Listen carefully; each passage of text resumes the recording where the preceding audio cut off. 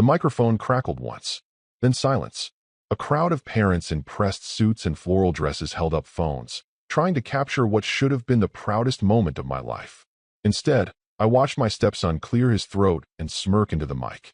"I want to thank my mom," he said, glancing at Celia, who beamed from the front row like she'd just won something. "And of course, my second dad, Mr. Whitaker. You've been the real role model in my life." There it was. A few people chuckled. Some clapped. I didn't blink. But then came the knife twist. "And hey," Evan added, spinning halfway toward me in the crowd. "Shout out to the guy who paid the bills." Laughter. Louder this time. Real, unfiltered, humiliating. I just sat there. Back row, center seat. Beige jacket. Tie slightly crooked from the sprint I made earlier to not miss the ceremony. No one noticed. No one cared. Certainly not the kid I'd raised like my own for 18 years. 18 years. Every orthodontist appointment. Every Friday night flu. Every 3 a.m. nightmare when he was 5 and thought a shadow on the wall was a monster. It was always me. Not Whitaker, with his designer cufflinks and his smug weekly work dinners with my wife. No, it was the man in the back row, in the same shoes he wore when Evan first called him dad. The crowd kept laughing. His friends clapped him on the back as he handed the mic off and made his way down the stage, pumping his fist like he'd just delivered a killer roast. I smiled. Just once. Not with my mouth, not really. More like a twitch in the corner of my eye. The kind of smile people mistake for understanding or humility. But it wasn't that. It was the smile of a man who'd just remembered everything. If you're still listening and you're one of the 90% who haven't subscribed yet, this is your moment. It helps our small team keep bringing you stories like this one. You won't believe how far this one goes. Back to the humiliation. Celia didn't look at me when she returned to her seat beside me. Her phone was already in her hand, typing. Probably texting Whitaker. Wasn't that sweet? Maybe a laughing emoji. She didn't even glance at me. "Great speech," I muttered. She tilted her head toward me, half laughing. "Oh, come on, it was a joke. Don't be so dramatic." Joke. That word hit harder than the speech. The ceremony droned on. Honor cords, scholarships, shaking hands with faculty in goofy robes, but I didn't hear a word of it. My ears were buzzing. Not from rage. That would have been easy. No, this was something colder. Quieter. Like hearing the sound of a lock clicking shut behind you. As we filed out into the parking lot, Evan passed me like I was the valet. His friends swarmed him, and Celia was already arm in arm with her co-workers, pointing at Whitaker like he was family. Nobody asked me to take pictures. Nobody handed me a cap or a stole or said, "Get in the photo." I wasn't invisible. I was worse. I was decorative. We got home around 9. I went straight to the garage. Quiet, careful steps, like walking through a church you used to believe in. In the far corner, under a stack of holiday decorations and in used camping gear, sat the black fireproof box I hadn't opened in over a year. I wiped the dust off the top with my sleeve and clicked the lock. Inside, one document folder, one key, and a cashier's check for $250,000 made out to Harvard University. Signed. Certified. Still valid. I stared at the amount. $250,000. Money I'd been socking away since Evan was in 8th grade. Cutting back on everything. My truck, my vacations, my health, frankly. All for a future I thought I was building for someone who respected the foundation under his feet. I took out the check. Sat with it in my hand. Then I put it back in the folder. Closed the box. Locked it. And placed it on the shelf. Not in the corner this time, but in the center. Some things don't need to be burned to be erased. Some things just need to stay sealed. I looked around the garage, taking in all the pieces of my quiet little life. Tools I bought secondhand, shelves I built myself, even the dent in the wall from Evan's failed skateboard stunt. Then I walked back inside. Nobody noticed I was gone. Celia was pouring a glass of wine, laughing at something Whitaker had posted online. Evan was on the couch, texting someone, probably one of the girls who'd cooed at him after the ceremony. I didn't say a word, but something had changed. Quietly, permanently, because while they were celebrating Evan's future, I had just rewritten it. The champagne bottle popped like a gunshot in the dining room, and everyone cheered. Celia clinked glasses with Evan and Whitaker like they were the Three Musketeers, beaming over a crystal centerpiece I'd paid for, but couldn't name. I stood near the back, holding a half-full glass I hadn't sipped. The bubbles fizzed out before I even raised it. To Evan, Whitaker toasted. And to Harvard. Applause. Laughter. Evan did a mock bow, soaking in the glow like he'd built the road he was walking on. He hadn't. I had. 18 years of late nights and early mornings. Lunches packed. Sickness handled. Rent paid. Insurance filed. Tutoring arranged. None of it flashy. Just stable. Reliable. Unremarkable.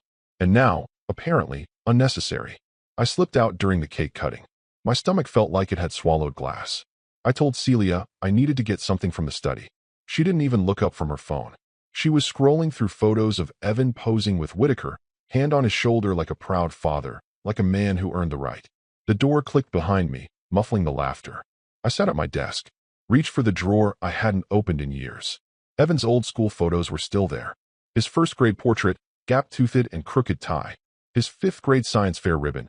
I'd stayed up with him until 2 a.m. hot gluing that volcano. Piano recital programs. A Father's Day card from middle school with a drawing of me as Superman. The same hand that drew that card had just handed me a sentence that would stay lodged in my ribs until the day I died.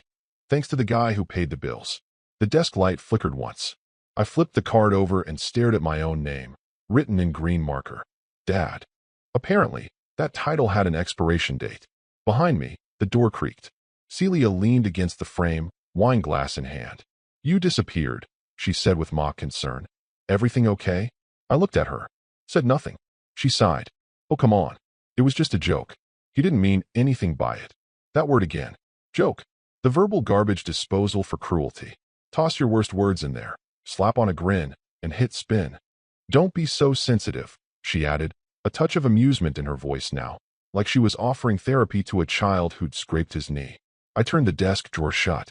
You know, she continued, swirling her drink. You always get weird during events. Just try to enjoy the moment, all right? I didn't answer. She left without pressing. After the door shut again, I sat in silence.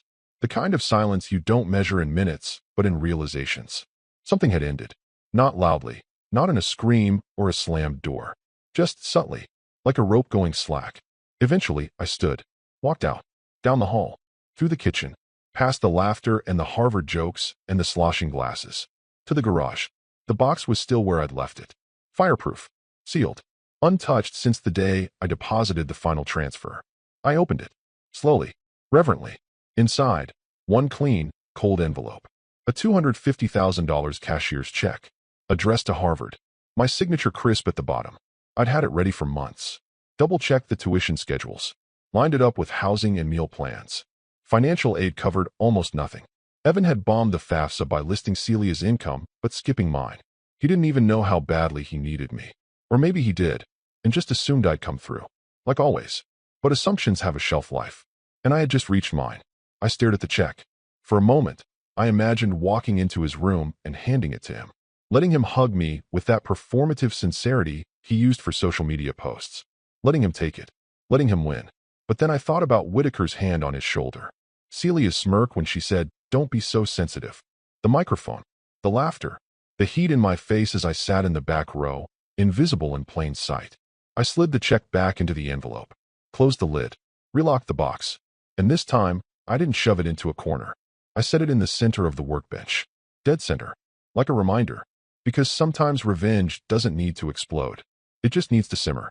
And I had just turned on the stove. Sunlight cut through the trees like knives. One of those unseasonably warm mornings that tricks everyone into believing the world's still gentle. Our backyard was crammed with white folding chairs, pastel tablecloths, flutes of cheap champagne, and conversations I wasn't part of. The brunch was Celia's idea. Just a little celebration with friends from work, she'd said. Friends from her work, obviously. Evan didn't argue. Neither did I. Whitaker was there again, of course. Hair too dark for his age. Teeth too white for someone who smokes as much as he does. He was pouring mimosas like he lived there. Like this was his backyard, his son, his wife. And maybe, in some quietly disgusting way, it was. Evan stood beside him, clinking glasses with Whitaker like they were frat brothers. "You always got me," I heard him say, laughing. "Way more than anyone else ever did." A pause. "You know what I mean." Whitaker laughed like a man who'd already won. Celia pretended not to hear it, but I caught the smirk at the edge of her mouth. One of those thin, satisfied lines that doesn't quite qualify as a smile. Not happy, just smug. I stood by the sliding door holding a small envelope. Inside was a card, a handwritten message I'd spent an hour crafting the night before. Congratulations. And a cashier's check for $1,000. Not the tuition money, just a gesture. A seed. My name signed at the bottom. I stepped forward. "Evan," I said, offering it. He glanced over his shoulder, took the envelope with the kind of grip you use for passing napkins. "Thanks," he muttered. No eye contact. No smile. No curiosity. He didn't open it, just shoved it in his pocket and turned back to Whitaker. I stood there for a second longer than I should have, long enough for it to sting. Then I nodded, at no one in particular, and walked back inside. In the kitchen, I washed a clean dish, dried it, rewashed it. The kind of pointless task you do when the alternative is screaming into your own skull. I went upstairs, shut the door to my office, sat in the desk chair that squeaks if I lean too far left, and opened the tab I hadn't clicked in over a year, the education fund. Balance, $257,412.68. I stared at it like it was a crime scene. Every cent had come from my salary. None from Celia. Whitaker sure as hell hadn't chipped in. I changed the password. First step. Then, I opened a separate account under a different trust. Quiet. Controlled. The beneficiary listed, Grace E. Marshall. She didn't know me. Yet, I began the transfer. Not all of it, just enough to break the illusion. $250,000. Exactly what Harvard had quoted in their letter. Once the funds cleared, I printed the transaction slip, folded it neatly, slid it into the drawer beneath Evan's old science fair ribbon. Not for drama, just for record keeping. Control isn't always loud. Sometimes it's a series of very deliberate, very quiet steps that lead to a place no one expects until the door closes behind them. Downstairs, someone popped another bottle. Laughter exploded. I heard Whitaker's voice, something about raising a glass to the next great mind of Harvard. No one raised a glass to me. No one even looked up when I walked out to my car and drove away. I didn't tell Celia I was going to the hardware store. Didn't say I'd be back in an hour, because I wasn't sure I would be. I sat in the car for a long time, key in the ignition, engine off, just watching our house from the curb, watching the silhouettes of people celebrating a version of the world that didn't need me in it. Maybe it never did, but it needed my money. And that part was over. They just didn't know it yet. The office was colder than I remembered. Or maybe I was just finally aware of the temperature now that my blood wasn't boiling every second. I hadn't seen Alan, my estate attorney, in nearly 3 years. Last time we'd spoken, it was to update my living will after Celia and I refinanced the house to help pay for Evan's future. She had insisted. "It's not debt, it's investment," she'd chirped. Alan stood when I entered, surprised. "Daniel, didn't expect to see you again so soon." "I'm redirecting the legacy," I said. That raised an eyebrow. Meaning? Meaning, I replied calmly. The Harvard fund is no longer going to Harvard. And definitely not to Evan. Alan blinked once. "You're serious?" I nodded. "Dead." He sat back down. "All right, show me what you've got." I slid the folder across the desk. Inside was a full printout of the education trust I'd built over 18 years. A timeline of every deposit, every reinvested dividend, and a name written at the top of a fresh application, Grace Evelyn Marshall. "Who is she?" he asked. "Daughter of the night janitor at the firm where Celia used to intern. Smart. Quiet. MIT acceptance. No way to pay. Her mom's working 2 jobs. Her dad passed from lung cancer 2 years ago." Alan gave me a look. "How do you even know that?" I shrugged. "I read her application essays. I still get the scholarship board updates Celia filters straight to trash. They mentioned her as a finalist for a regional grant that didn't go through. Not many people would do this," Alan muttered, scanning the papers. "Yeah," I said. "That's kind of the point. We established the scholarship that day, quietly, without press, under a pseudonym. The Evelyn Legacy Award. First-generation college students only. Priority to students in science and engineering." He asked if I wanted to inform Grace directly. "No," I said. "Let the school handle it. I want her to open that email and feel like someone out there saw her. No name. Just help." By the time I walked out of that building, $250,000 had moved. Not as punishment, but as precision. Across town, I imagined Evan sprawled on the couch, PlayStation controller in hand, bragging about how the funds locked and loaded. Probably telling someone Celia's got it all managed. Probably repeating whatever lie she fed him about their financial confidence. And she was lying. Again. A few nights prior, I heard her whispering on the phone, doors slightly ajar. No, Daniel hasn't said anything. It's fine, Whit. He's predictable. Harvard's paid through the semester. We're good. Predictable. Maybe once." That night, I opened a drawer I hadn't touched since before the wedding. Inside was the only photo I had left of my sister Evelyn. 17 years old. Graduation cap too big for her head. We were kids. She died at 19. Car accident. No seatbelt. No second chance.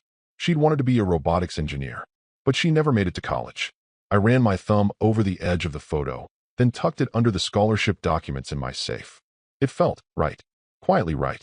Meanwhile, Celia posted a photo of Evan on Facebook, smiling in a Harvard sweatshirt, standing next to Whitaker. The caption read, "So proud of our future scientist.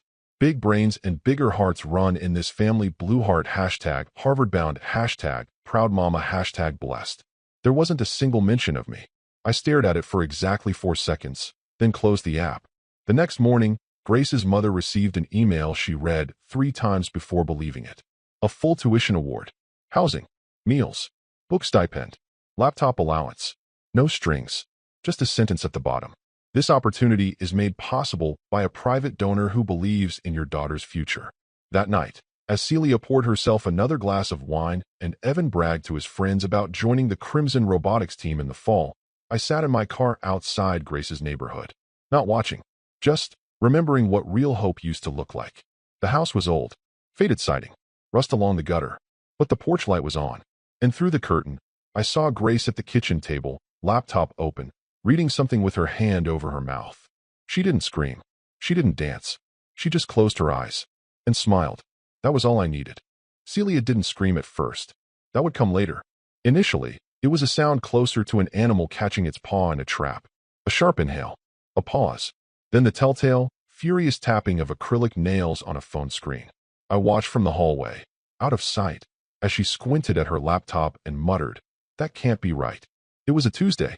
Morning light spilled across the kitchen tile. The smell of her burnt espresso still hung in the air. She'd opened her email during breakfast and froze on one line. Final notice, second tuition payment overdue, Harvard University. She stared at it like it was a prank.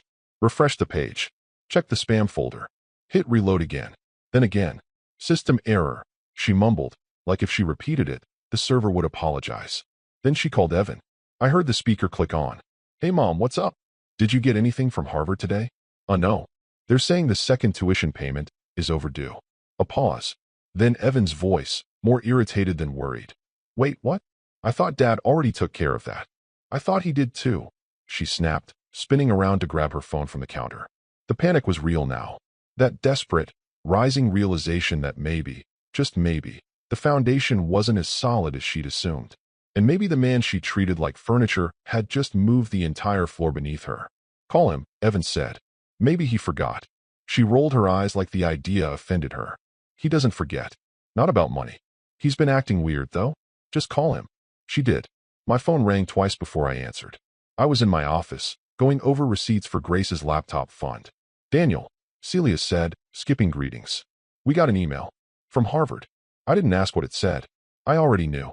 She continued, her voice tight. "They're saying the second payment's overdue.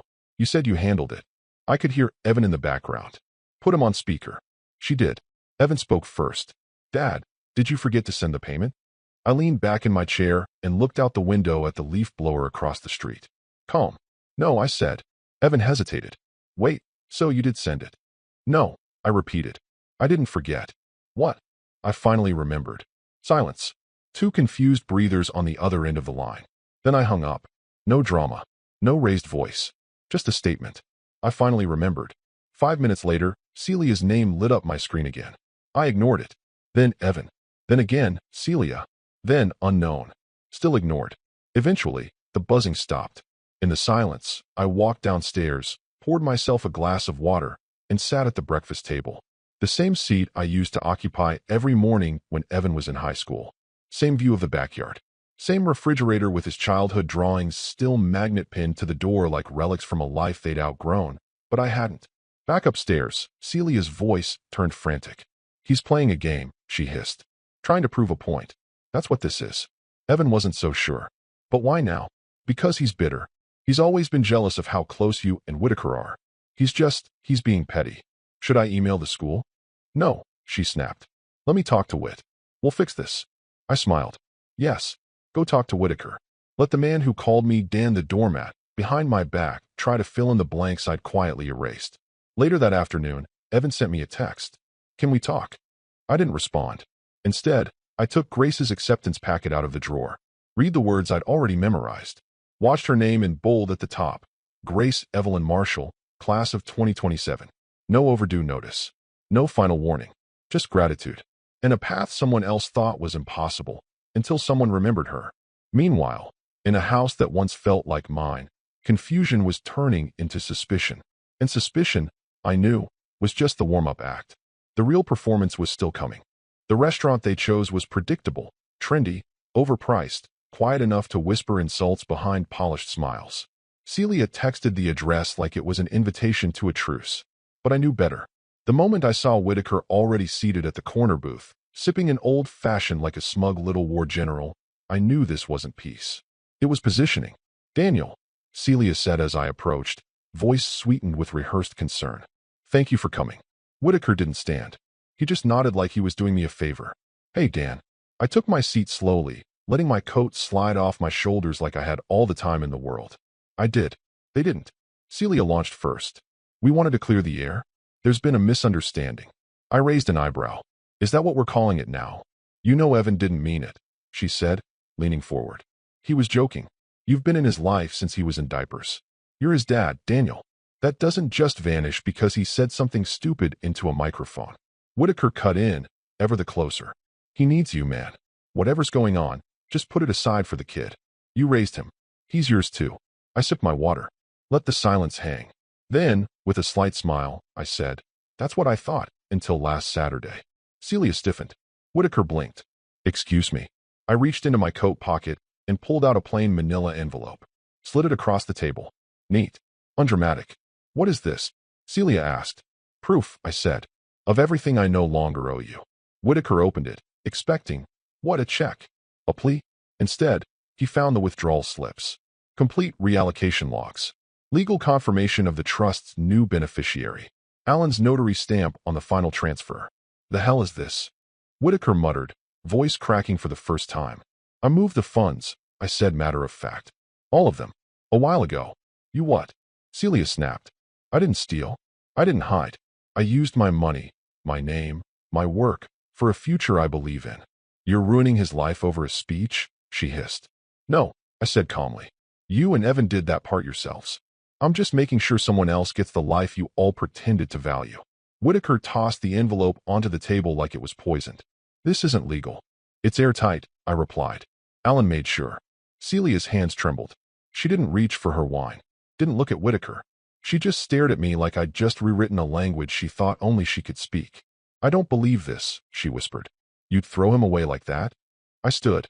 "You mean the way you threw me away at that graduation?" Her lips parted. No sound. Whitaker leaned back like he'd just remembered a meeting he wanted to miss. I straightened my collar. "You taught him well, Celia. How to pretend loyalty while cashing in on someone else's sacrifice. How to wear pride like a costume and discard it the moment it wrinkles. Evan didn't get that from me." Celia's eyes finally met mine. "So that's it?" "No," I said. "That's finally it." Then I walked out. No raised voice. No slammed door. Just footsteps on polished tile, quiet and even. Outside, the air smelled like honeysuckle and car exhaust. I stood by my car for a moment, breathing it in. In the rearview mirror, I saw the maitre d' handing them the check. Funny thing about expensive places, they don't care who raised who. They only care who pays. And I wasn't paying anymore. The call came at 8:41 a.m. on a Thursday. Evan's name on the screen, 3 missed calls already that morning. I let it ring. At 8:44, I picked up. Not because I was curious. I already knew why he was calling. Harvard doesn't wait quietly, and Evan had lived his entire life assuming someone else would keep his safety net taut and invisible. This was the moment he realized it was gone. His voice cracked before the first sentence was even finished. "Dad, they said I'm not enrolled." I said nothing. "They sent me an email. And called. They said the funds didn't come through for the semester. My housing's been pulled. I have to vacate by Monday." I don't understand." "Yes, you do," I said flatly. "No. I mean, can you just call them? Fix it. They're not broken." There was a pause. A short silence filled with shallow breathing. I could hear the panic rising, bubbling beneath the surface like a pot ready to boil over. "They said if the payment isn't made by tomorrow at noon, my spot's forfeited. All of it. I lose everything. Please." I waited for the word. The one that never came. "No, sorry. No, I was wrong." No acknowledgement of what he did or what he said. Just please. Like I was a vending machine he didn't know he'd kicked. I'm not the one who left you stranded, I said, calm as ice. You did that with a microphone and a smile. Another pause, longer this time. Then the sound of the phone shifting, fumbling, and Celia's voice exploded through the speaker. Sharp, frantic, unglued. What the hell is wrong with you? He's your son. No, I said evenly. He's your project. Daniel, he was a kid. He made a joke. No, you made a joke. You built a life where I was the wallet. The background noise. And when he repeated it in front of hundreds of people and cameras, you smiled. Celia didn't reply at first. Then came the shrill attempt at emotional leverage.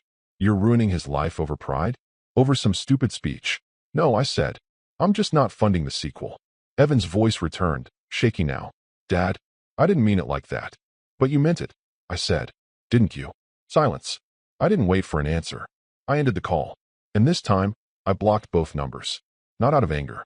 Out of clarity. Outside, the leaves were starting to turn. Late September. Sharp air. I sat on the porch with my coffee, watching the wind take the first yellow ones from the maple across the street. A single notification buzzed through on my laptop a few minutes later. An email from Harvard's public newsletter. Donor Spotlight. The Evelyn Legacy Award helps one deserving student pursue robotics at MIT.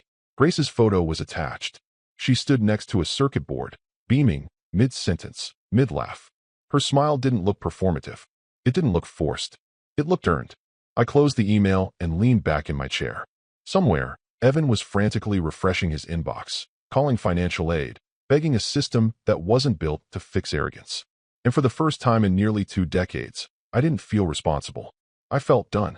Whitaker's office was a glass-walled shrine to self-importance. Floor-to-ceiling windows, leather chairs no one sat in, plaques from conferences he never attended, and a whiskey decanter that hadn't been full since 2016. He was mid-pour when Celia stormed in, eyes blazing, phone in one hand, printout in the other. You need to fix this, she said, not asked, demanded. Whitaker looked up slowly, as if annoyed by the disruption, not yet understanding it was his own funeral she'd just walked into. Fix what? Harvard revoked Evan's enrollment. Housing, classes, all of it. They're threatening permanent expulsion for non-payment. Whitaker raised his eyebrows like a cartoon villain. And Celia blinked. And you're the reason Daniel did this. You're the one who let that speech happen, who let Evan treat him like what? He cut in. Like a backup? Like an ATM? She faltered. He shrugged. He wasn't my kid. Never claimed he was. That was your husband. You want someone to blame? Try the mirror. Celia's voice dropped an octave. You encouraged it. All of it. You let Evan think you'd be there for him. You acted like. I acted, he interrupted with a bitter chuckle, like a guy enjoying a free ride. But when the check's due, I don't sign it. Daniel did. That was always the deal. You knew that. You smug bastard. Don't project your failed strategy onto me, he said, standing. You treated the man like a placeholder and expected him to die grateful. He just turned out to have a spine. The silence after that line was lethal. But it didn't stay silent for long.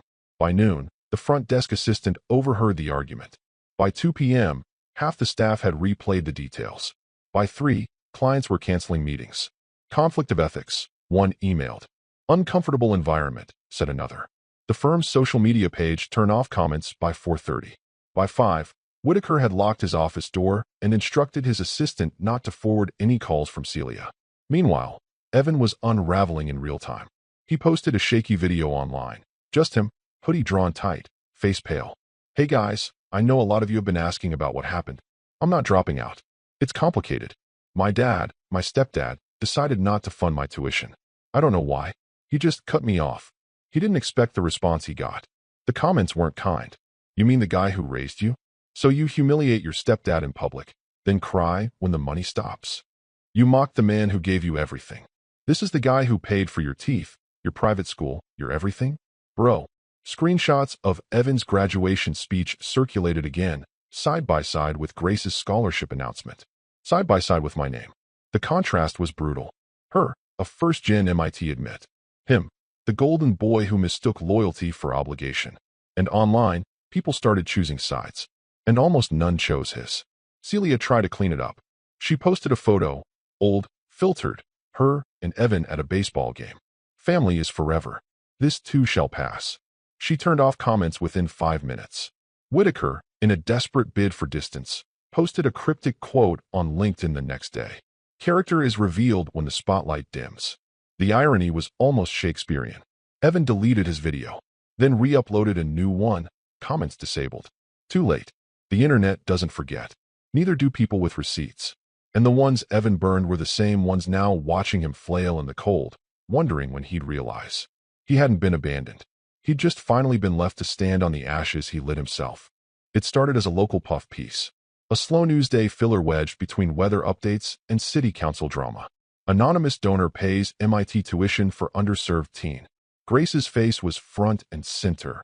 Beaming, holding a certificate, her mom standing beside her with tears in her eyes.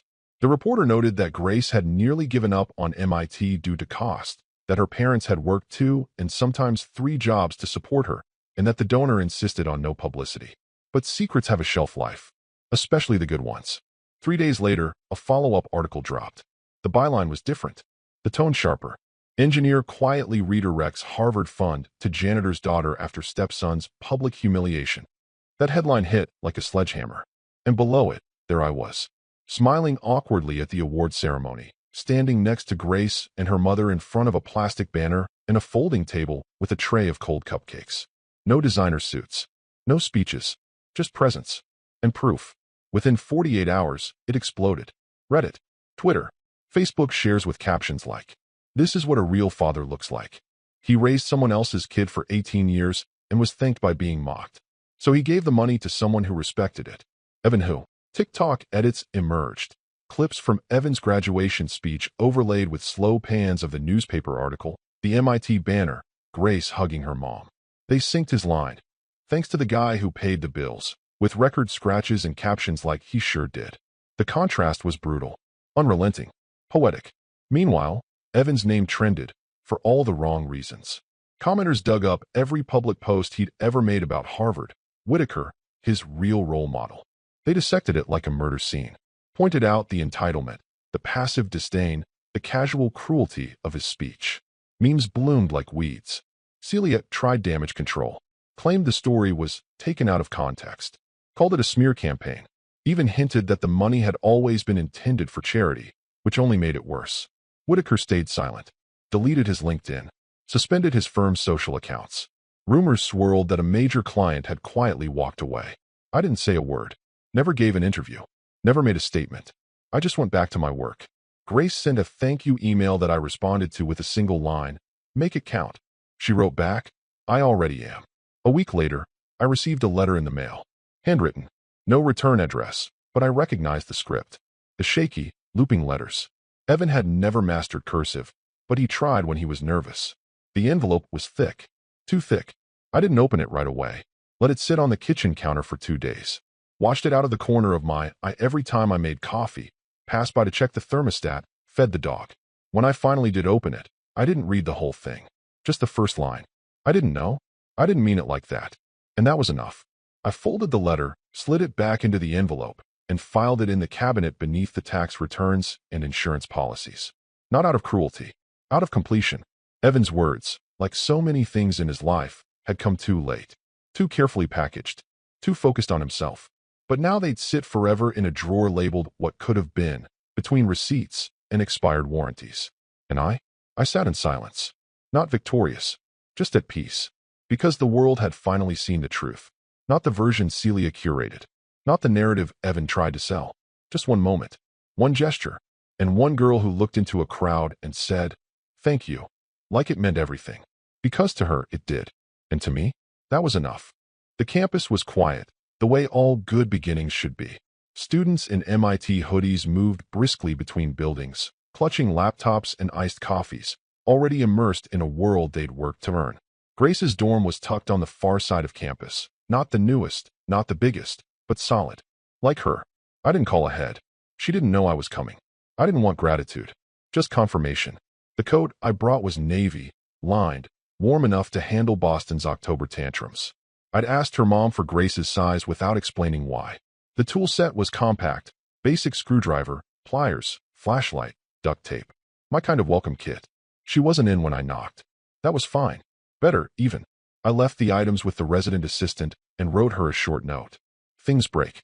You fix them. You're built for this." Signed with a small D. I walked slowly back down the hallway. Half-open doors revealed chaotic, hopeful little universes, laundry baskets overflowing, posters of galaxies and protest slogans, voices too excited to whisper. The scent of ramen and dry erase markers filled the air. God, it felt like potential. The real kind. Earned. Quiet. Heavy with meaning. As I pushed open the building's front door, a student jogging in nearly bumped into me. "Sorry, sir," she said, and then, recognizing me from somewhere she couldn't place, added, "Thanks again." I nodded once. Not out of ego, just acknowledgement. Outside, I paused at the steps, looked out across the lawn where students sat in circles, laptops open, pens flying. And somewhere inside that building, the girl I'd chosen over the boy I raised was starting a life not built on performance, but persistence. Back home, the emails had stopped. Harvard had officially marked Evan's account withdrawn due to non-enrollment. Missed payment deadlines. No reinstatement approved. His .edu address was gone. The digital tether severed. The house went on the market last week. Celia hadn't told me directly, but I saw the sign on a drive through the old neighborhood. A real estate photo carousel full of staged lies, fresh flowers, throw pillows, nothing that hinted at the rot beneath the baseboards. I heard through Alan that Whitaker ghosted her. Cut contact. Quietly shifted firms. His assistant leaked a voicemail, Celia begging him to call her back. "You said you'd help." No answer. The new partners were younger, cleaner. They didn't want a scandal magnet. He was yesterday's man. Evan. He posted once on his now private Instagram. A blurry photo of a coffee mug and notebook. Starting over. Some lessons cost more than tuition. Comments. Disabled. I didn't respond. Not out of malice. Out of completion. Because what revenge could match this silence? What punishment better than knowing he couldn't spin, couldn't dodge, couldn't charm his way back into the life he mocked? He had every chance. And he wasted every one. Back on campus, I walked to the edge of the quad before turning back one last time. The windows glowed faintly. One of them was hers. I pictured her reading the note, tucking the coat into her closet. Smiling maybe. Not posting. Not performing. Just living. The wind picked up. Crisp, clean. And I smiled. Not because I'd won, but because for the first time in a very long time, I had given something to someone who actually saw me.